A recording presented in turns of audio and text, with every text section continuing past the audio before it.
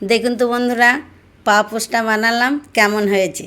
ওই যে বাজারে আলু পেঁয়াজ আনে যে পলিথিনগুলো, সেইগুলো ফেলে না দিয়ে আমি ধুয়ে পরিষ্কার করে রেখে জড়ো করে রেখেছি। বেশি হয়েছে, সেইগুলাই কিভাবে কাজে লাগাচ্ছি দেখুন পুরো ভিডিওটা। তাহলে চলুন শুরু করা যাক। এই যে পলিথিনগুলো নিয়েছি, এগুলো একটু টেনে টুনে সোজা করে নিচ্ছি। সব ভাঁজ করে নিয়ে এগুলোকে কাটতে হবে। আমি নিচেতে যে জয়েন্ট আছে ওখানটা কেটে দেবো, আর হ্যান্ডেল দুটো কেটে দেবো, ওগুলো লাগবে না। আর আমি এগুলো নিয়েছি চওড়ায় 4 ইঞ্চি। আমি 4 ইঞ্চি নিয়েছি, তবে পলিথিনের ওপর নির্ভর করছে। যদি পাতলা হয় খুব, তাহলে 5 ইঞ্চি নিতে হবে। মোটা হলে আর 1 ইঞ্চি কমাতে হবে। আমারটা ঠিক আছে, আমার ওই 4 ইঞ্চি করেতেই হবে।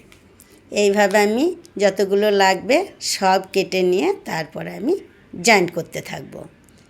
এই দেখুন কাটা হয়ে গেছে। এইবার এইগুলো একটু টান দিয়ে দিচ্ছি, বেড়েও যাচ্ছে আর বেশ একটু সরু হয়ে যাচ্ছে। এইবার সব জয়েন দেবো, দড়ির মতো করব। দুটো হাতের সাহায্যে ওই মাঝের ফাঁকে ভরে দেবো, দিয়ে আস্তে করে টান দেবো, একদম দড়ির মতো হয়ে যাচ্ছে। একটু এটা মোটা, একটু বেশি করে টান দিতে হবে গিটটা। এগুলো মুড়ির প্যাকেট আমার।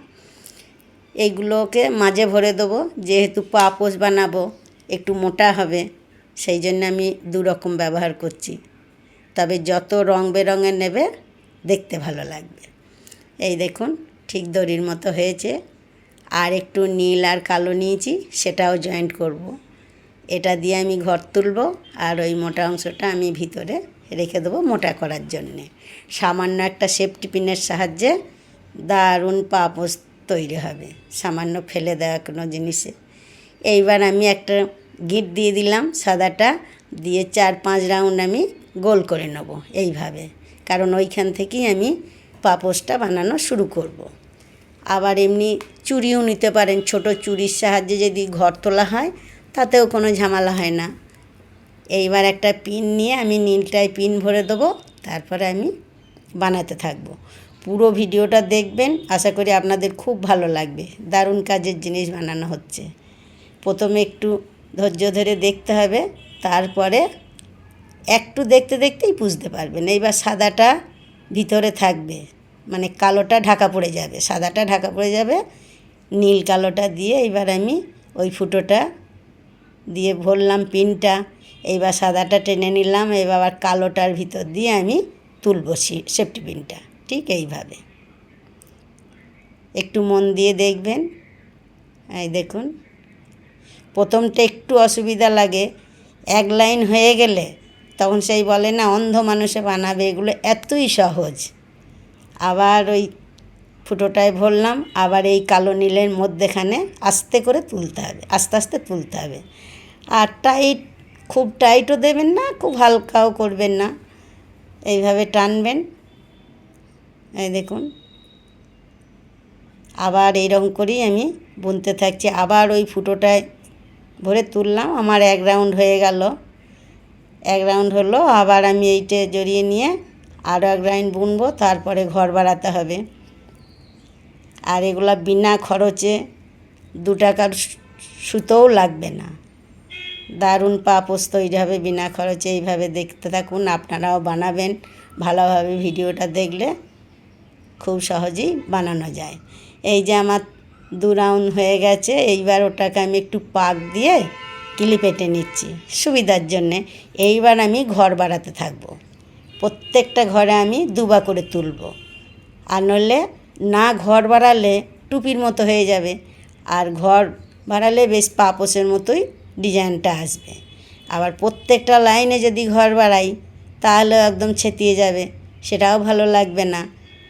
এই লাইনটায় ঘর বাড়াইছি, পরের লাইনটায় বাড়াবো না, তারপরের লাইনটায় একটা ছেড়ে একটার পর পর আমি ঘর বাড়াতে থাকবো। আর এটা নিজেকেও মাথায় রাখতে হবে, আন্দাজ করে দেখতে হবে কোনখানটায় বেড়ে যাচ্ছে, কোনখানটায় কমে যাচ্ছে, সেটা নিজেকে একটু বুঝতে হবে।